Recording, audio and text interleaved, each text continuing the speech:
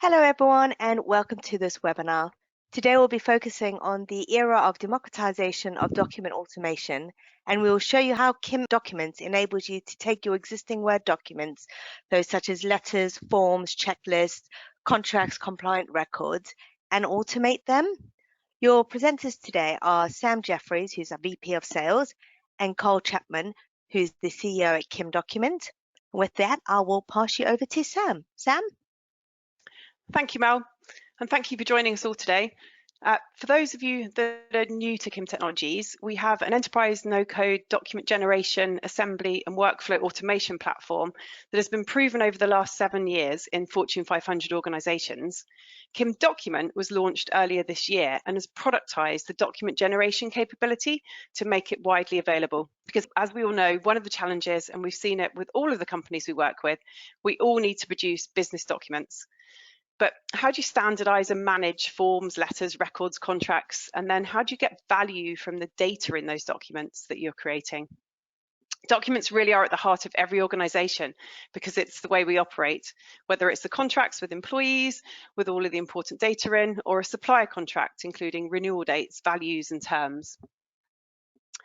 In that context, wouldn't it be interesting and really powerful if very quickly we could turn that content, the information, the data that sits in those documents into active elements that allow people to provide information very quickly, to automate documents very fast, and to use the data that is actually in those documents.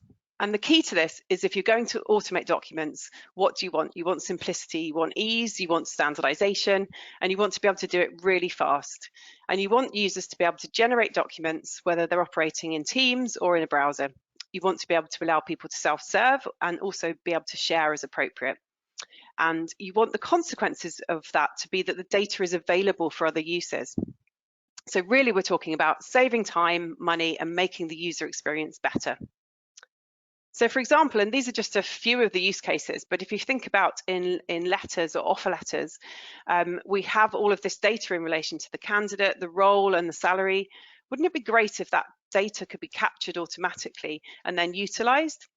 If you go to an intake form where people are requesting support, well, you want to know the requester's name, the business unit, what the primary request is. And if it's a contract, who's the counterparty and on whose paper is it on? If it's a sales contract, you want the customer name, the customer address. Imagine if you could take all of that through quick automation and make this data available so it's easy for future usage, and then you can make all of that data actionable.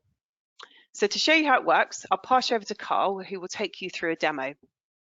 Thanks, Sam. Welcome, everybody. We're very quickly going to show you two things: the user experience, so what's it like to use KIM if you are actually sitting there as a legal team member, a business user, a client, whatever it happens to be. And we're also going to show you how quick it is to automate a document. And literally it is, take that document, an existing document, tag it, upload it, automate it. It's now live with all that data that Sam described. It's activated. And then what you can do to share it and analyze it. So without further ado, I am going to take you into KIM Document. So on your screen, you can see KIM, and this is KIM in the browser. So you literally could be live with KIM Document in minutes. But part of our strategy is not just that you can use it quickly and easily from a universal browser, it's also that you can use it from other tools. So for example, if I click on this, you now see me in Teams.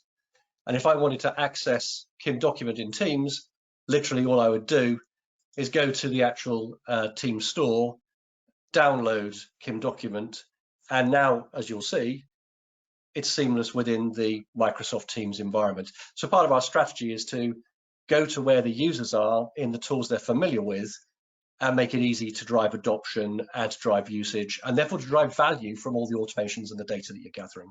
So everything I'm about to show you, you can use within Microsoft Teams. I'm now back in the browser. I'm going to do two things. One, show you the user experience, and then show you how quick it is to take an existing document and automate it so it's available for users. Firstly, let's look at that menu on the left-hand side. This is my demo account. That menu is controlled by you. When you first come into KIM Document, all you'll see is a welcome item. you create that menu. So for example, we have law firms on the left-hand side who have their client names or their practice areas or a list of documents. We have corporate legal departments that have self-service suite of documents, request forms, document types, maybe even business units and other areas. So you control that menu, and I'll show you how quick it is to set it up. Not only do you control it, you can control who sees what items in it. So for example, if I was a member of the US legal department, I would see on my left-hand side the US legal department relevant items. I wouldn't see the ones in the UK or in Europe.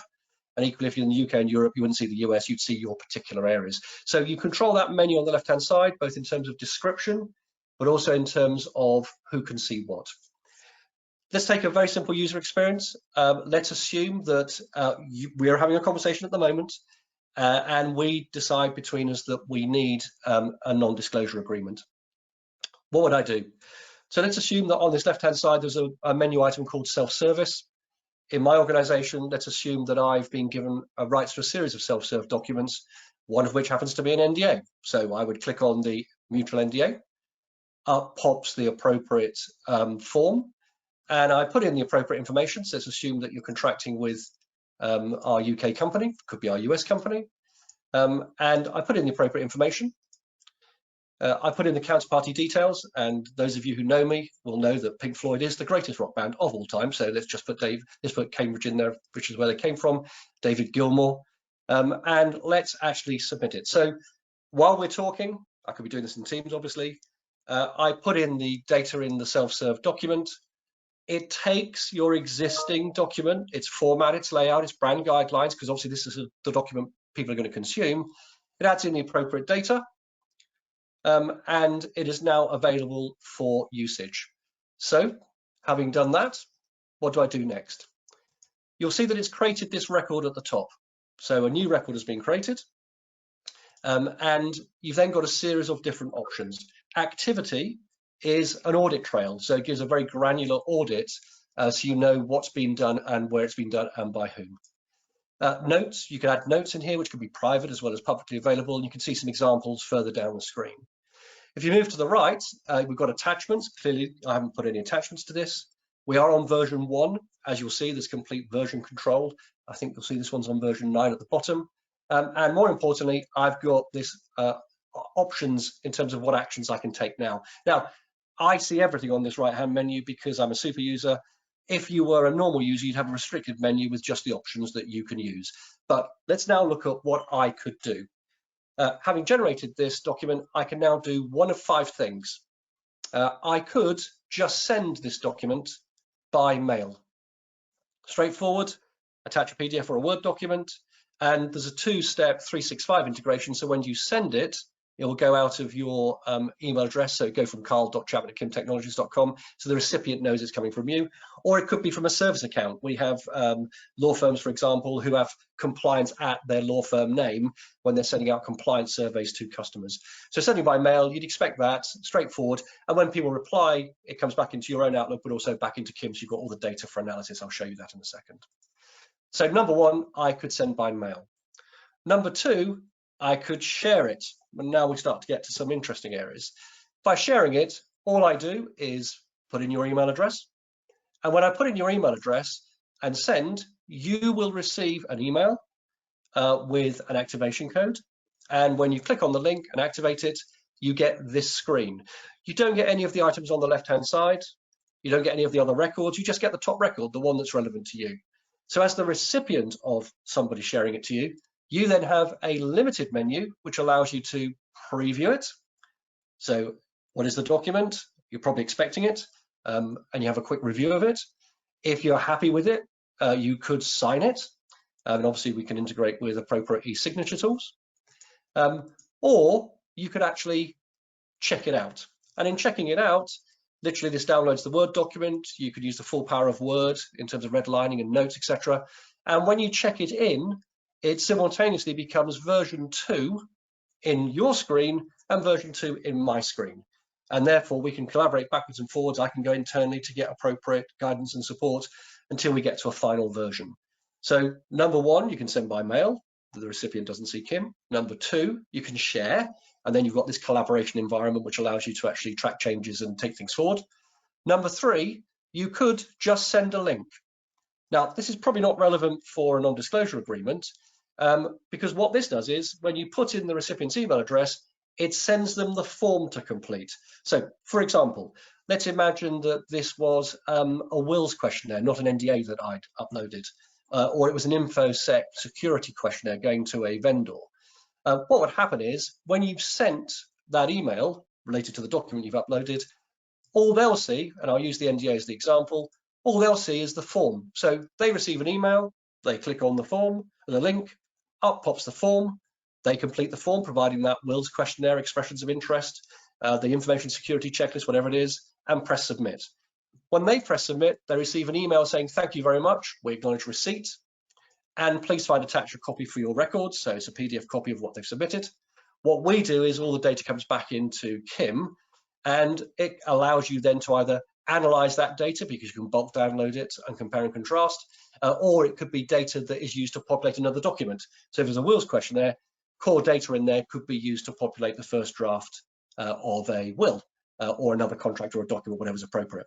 So having created that record, number 1, you can send it by mail. Number 2, you can share. Number 3, you can send a web form link effectively for someone to click on. Number 3, what you can do is you can create a campaign. So give you an example from Kim's experience, because we use this internally. Imagine if all our people have to confirm they attend the annual InfoSec and data privacy course. We need that for our regulator, for IS 27001, for our customers. So what happens is they will attend it. We upload the form once. And by the way, the form that we uploaded looks like this without obviously the data entered into it. This is our internal compliance record. We uploaded that form. Having uploaded that form, we clicked campaign. And when you click plus new campaign top left, what that does is open this dialog box. In here, you put the name of the campaign, you put the start date and the end date, you put in the first email that's going to go to all recipients. Let's assume it's 150 people at this time. And you also do the reminder email, because sadly we all know that people don't always respond in the time frame you'd like, and therefore you have to remind them. Having done that, all you do then is upload the respondents, drag and drop, upload the list. And the moment you do that, every single one of those 150 people receives an appropriate email with a unique access code and link. When they click on it, they just get the form to complete. Here's the form. And they confirm that they attended the program. They actually confirm their obligations, they understand them, etc. When they submit, they get an email confirming receipt coupled with a copy for their records. And what we get is all the information and data. And this is where you start getting into the power of the data. So for example, we can check and obviously confirm where we are in relation to the campaign at any time. This is 93% complete. And we can check who's responded and who's not, and then send all the people who've not responded the reminder email. But what we can also do is bulk download all the data. So we could bulk download the data. In bulk downloading all the data, you select the appropriate campaign you've just run, whatever that happens to be. You select the actual format you want it in, and when you do that and you download, you get all the information for interrogation. So if you think about it from a user's experience, both internally and externally, for a recipient, straightforward. Click a link, fill in the data, submit, copy for your records. For us, we can track the campaign, we can send out reminders, and we've got all the data to analyze really quickly so we can pick up on any anomalies or things we need to deal with. So very powerful in terms of multi-distribution. Again, in that environment, people don't see Kim. And the fifth thing you can do, so you can send by mail, you can share, you can send a link, you can create a campaign. The fifth thing you can do is publish that link.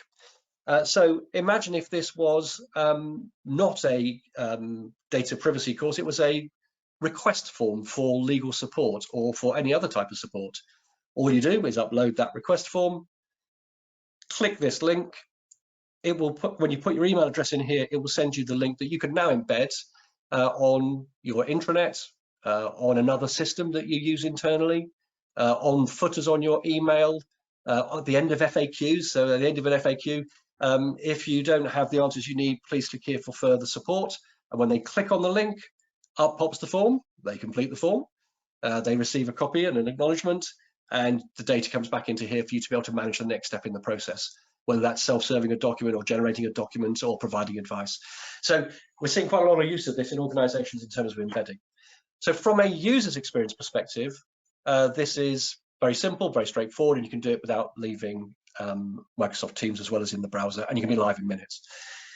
So let's now get to the bit, and I apologize, I may talk a bit faster now. Let's get to the bit that actually I think brings this right alive in terms of the power of the data. Let's show you how quick it is to take some of your existing documents and automate them and make them available. Imagine if we decide that we're a bit frustrated that the Germany practice is using different NDAs, different onboarding checklists, different proposal documents, different monthly reports, whatever it is. They've got a standard suite, but people can't find the right documents. They use the wrong documents. They've got them on their laptops, whatever it happens to be. You say, Carl, go and automate those so we can make them available. We get a better internal experience, a better client experience. We've got an audit trail. We've got consistency. We've got standardization. We've got simplicity. Just go and automate them. What would I do? Well, very simply, all you do is take your existing Word documents, you make sure they're in the brand and style and layout, and you tag the variable fields. And by the way, tagging the variable fields is the yellow highlights. Square bracket, dollar, tag name, close square bracket. So what do you do? Square bracket, dollar, counterparty name, close square bracket. Next yellow highlight, square bracket, dollar, counterparty address, close square bracket. This goes to the heart of Kim's patterns. No training required. You literally just tag the document. Having tagged the document, you save it. And then, having saved it, what you do is you go back into Kim and you click create new application. And the reason we call it application is if you think about it, what we're doing is we're taking an existing Word document, which effectively has got your requirements in it, because the variable fields are your requirements, that's the information and data you want. We're going to turn it into a web application.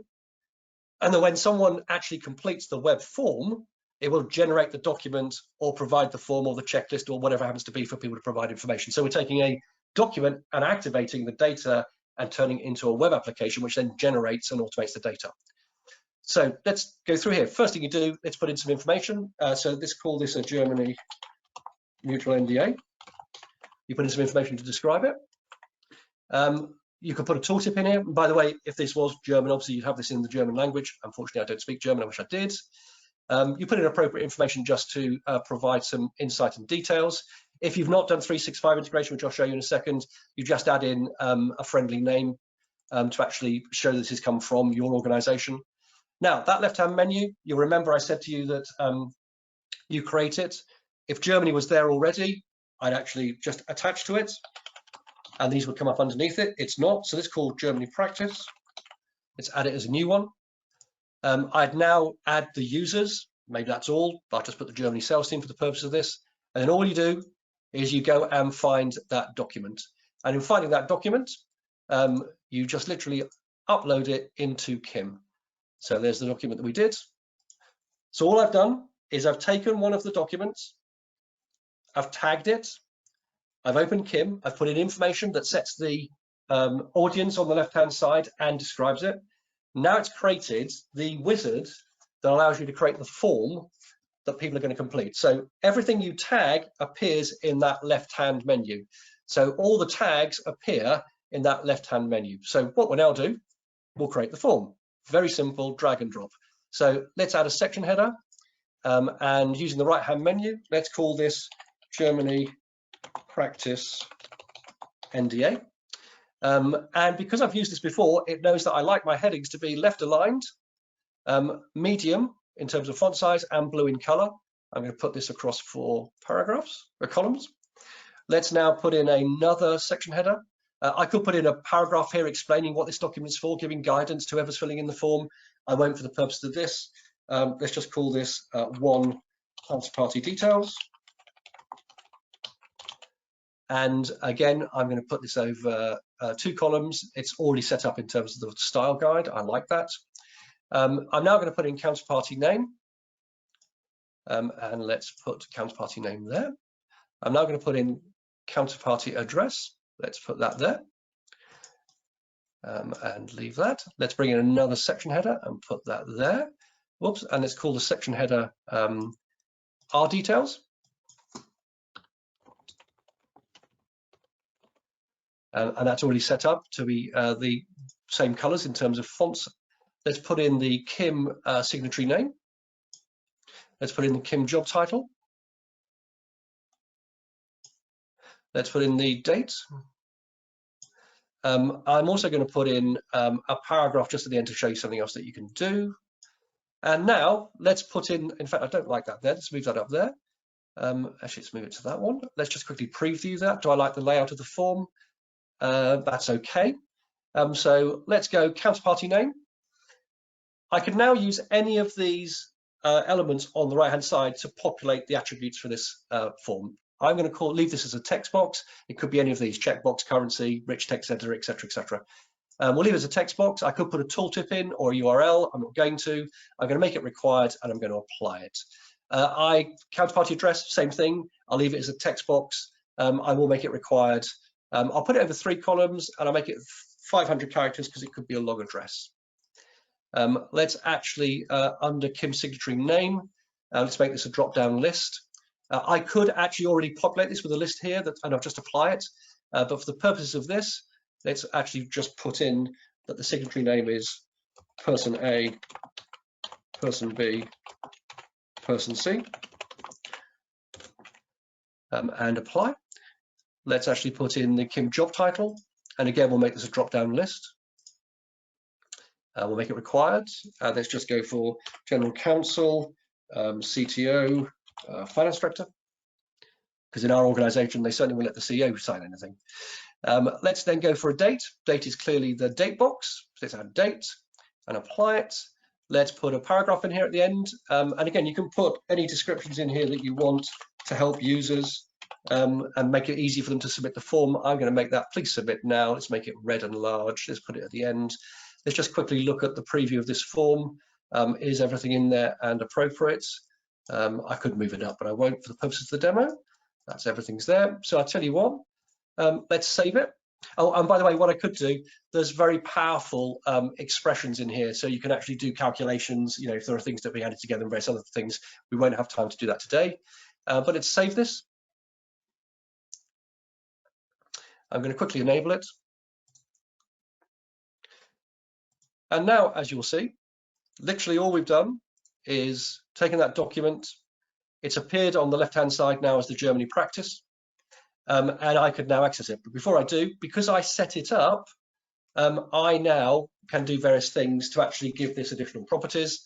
I could, for 365 integration, literally just click here, Kim document email integration, and this will enable it going from a service account or your personal email address. In terms of settings, this is how you control the right-hand menu. I am going to allow this to be sent by mail. I'm going to allow the wizard to be updated. I'm going to allow a Word document as well as a PDF. I'm going to allow the users to check it out so they can collaborate backwards and forwards. And if I wanted to do electronic signature and various other things, I could do that. And having done that, I'm now a Germany practice member. I come in, I click on the link. You'll see this is the form we've just created. Genesis weren't quite as good as Pink Floyd, but they weren't bad. Did a good album in Switzerland. Let's go for person A, let's go for the General Counsel, let's go for today's date, let's submit. And now I deliberately left it as yellow highlights so you could see that we actually used a different document. Now you're back into the process of what do you want to do with it? Do you want to send it by mail? Do you want to share it? Do you want to actually create a campaign for it or send a link? Or do you want to actually publish the link on one of your internal systems or intranet? So here's the key. We've taken our globally proven document generation capability and productized it so it's easy for everyone to use. And it does mean you can take any of your existing letters, forms, records, checklists, and automate in this way. But it's more than just the document generation and automation. It's also the collaboration and the ability to share and run campaigns, and also the data that flows from it. And go back to what Sam said, it brings it all alive. One of the key things we've done on here is also make it easy for people to adopt it with things like MS Teams, but also in terms of pricing. So take that NDA example. Imagine in that Germany practice if there were 27 legal team members who were using it with 5,000 clients in a year. None of the 27 legal team members and none of the 5,000 recipients who consume the documents are charged a license fee. The only people that charge a license fee are the people that create the actual automations. And that starts from £140, €140, $140 a month. So it's deliberately designed to actually proliferate.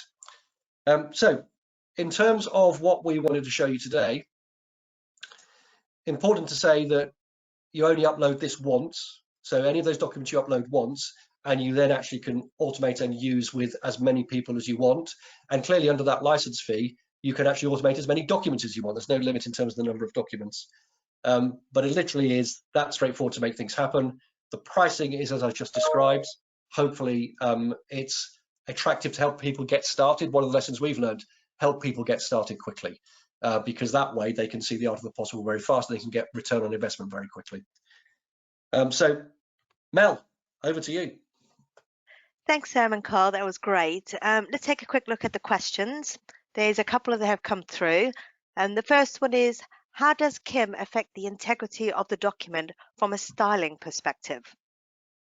That's one of the great things about the way Kim operates, Mel. We literally you take your existing formatting, your existing document, you're uploading your existing document with your existing style and layout and brand, etc. So it takes what you've currently got. I mean, there are some exceptions where, you know, you get to the extremes of Word where people have done some interesting formatting things that may fall foul of that, but overwhelmingly take what you've got. Oh, excellent. That seems simple enough. Someone just asked, could you elaborate on the functionality of the campaign and how it works? I know you showed briefly, but yeah. Campaigns have probably got the biggest take up, because the ability to upload a form once, a communication once, and then multi-distribution with all the tracking that goes with it, it literally is the same as I did with that NDA. You take a form, so that data privacy form, upload it once, and now with that appropriate control and tracking and reminders and data integrity, you can distribute to up to 2,000 people at any one time. Excellent. And this last question actually makes me smile, because I don't think they quite believed you. Someone's actually asked, could you please reconfirm the pricing? I better not get Sam on the phone then on that one. Yeah, so the pricing is only the people that automate the documents are charged a license fee. It starts from £140, dollars, euros a month. It's the same for in each currency, and there are some triggers around various other things like storage, but people don't hit those. So it is deliberately designed, Mel, to proliferate. Brilliant. Well, I'm looking at the time and we're literally just coming up to 30 minutes. So I think all that's left to say is thank you, both Sam and Carl. And thank you everyone else for your time today. We do hope you got a lot out of this session. So on behalf of Kim, thank you for joining us and enjoy the rest of your day.